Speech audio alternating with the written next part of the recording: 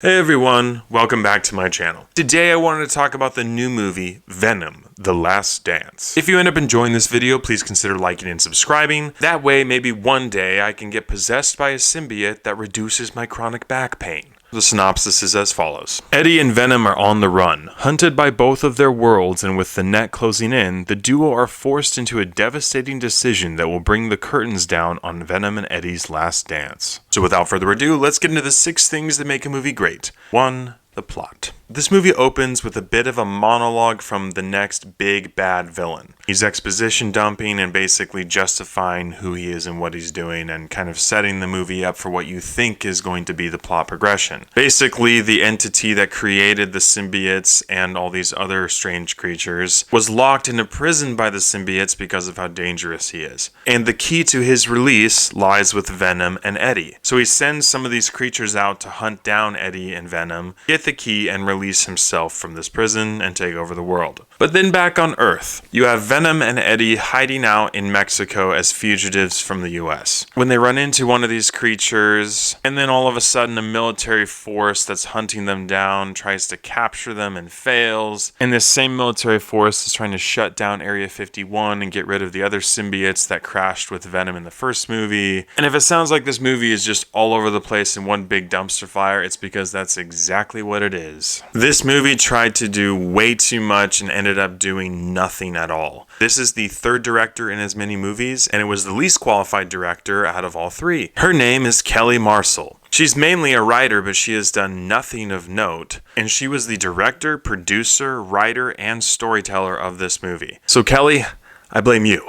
The plot of this movie was absolutely terrible. There are major pacing issues in this film. Eddie and Venom take a back seat for at least a quarter of it, but I cannot begin to express how frustratingly stupid some of the moments in this movie were to try to cause the plot to go on, because they were completely manufactured and idiotic moments. And you know what the worst part of all is? You see this big bad antagonist once or twice in the entire movie, and he literally does nothing at all. The main antagonists of this movie are the aliens that he sends after Venom and Eddie, and the random military dude that just was shoehorned into this film to have another element going on. The plot of this movie is terrible, the story is boring, and you come to the end of the film extremely disappointed and wondering how the heck Kelly Marcel was given this project. For me, plot gets a huge thumbs down. 2 is family friendliness. Venom: The Last Dance is rated PG-13. Has a mild to moderate bit of profanity, 2 to 3 small sequences of action with one big one at the end, and a couple intense moments. There wasn't a ton that happened in this movie, so for me, family friendliness gets a 50-50. 3 is acting and script. None of the acting in this movie was good. None of it. Tom Hardy didn't even look like he was happy to be there, and I don't blame him. One of the things that I don't understand with this character is that they made him talk with this raspy voice the entire film. And he did use that voice partially in the first and second film, but not for the entire freaking film. I don't know why they chose to do that, but it was driving me crazy, and it was absolutely terrible. Chiwetel Ejiofor is one of my least favorite actors of all time, and almost every time that I see him in a film, I know that there's going to be an insane amount of cheese because I think he's terrible.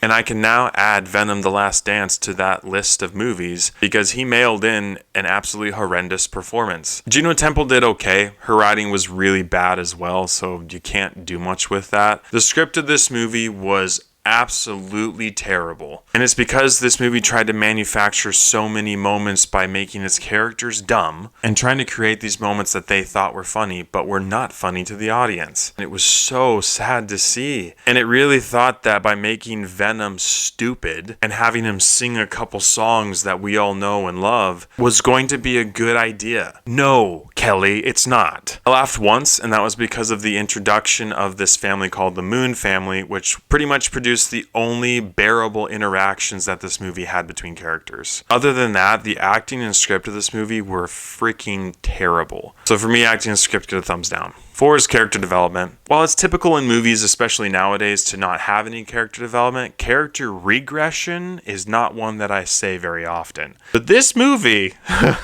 Both Eddie and Venom definitely regressed as characters in this film, and I could not have been more disappointed. They were absolute shells of their original characters with not many likable attributes, no growth on the front of who they are as people or what was going to come next. There was maybe a little bit at the end, but holy free holies, this movie was as shallow as a kiddie pool. Dr. Payne is an interesting character, and they give her like an inch of a backstory, and then they don't do anything with her character. And this movie trying to sell that there was this big bad coming after Venom and Eddie, and then never using him in the entire film should be illegal to do. We've seen a couple movies do this year, specifically Madam Web. That is pretty much false advertising and a huge lack of relevant antagonists that just tank the character development of this movie. And what's really sad is that I didn't feel anything for any of the characters in this movie, including Eddie and Venom, and that's an absolute fail.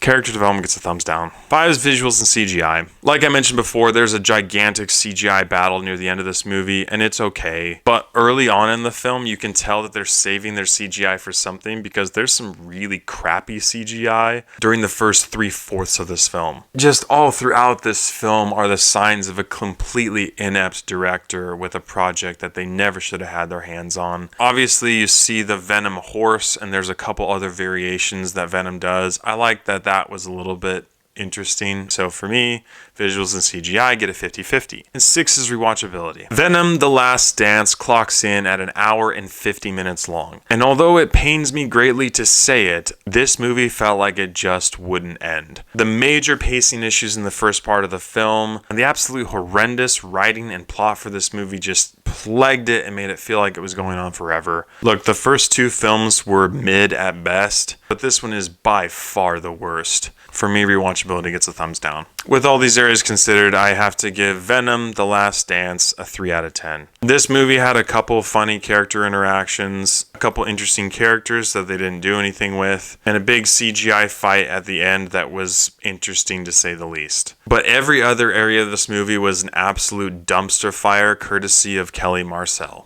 So with all that in mind, even if you are a huge fan of Venom and the Sony Spider-Verse, if you're one of the few, I would not recommend going to see Venom: The Last Dance in theaters. You're going to be severely disappointed and hate that you wasted $15 to go see that trash. Thank you so much for watching. If you've seen Venom: The Last Dance, I'm sorry. But please let me know what you thought about it in the comments below. As always, I appreciate your love and support, and I'll catch you guys and gals in the next one.